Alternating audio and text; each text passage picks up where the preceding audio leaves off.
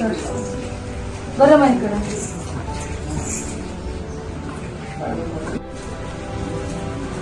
ಏನಂದಿತ್ತು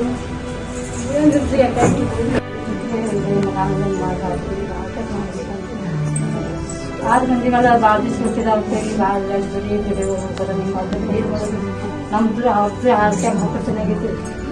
ಹಾಂ ಜವಾಬ್ದಾರಿ ತಗೋಬೇಕು. ಏನ ಅವ ಅಪ್ಪನ ಚಂದಾಗಿ ನೋಡ್ಬೇಕು, ಅಕ್ಕಂಗೆ ಅದನ್ನ ಚಂದಾಗಿ ನೋಡ್ಬೇಕು. बघा डिलिव्हरी दादा मोठी माझी पण नाही मला असं तर खायला म्हणून राहिलो पण आता मागच्या वर्षी मला डोळ्याला नका त्यांचं राहायला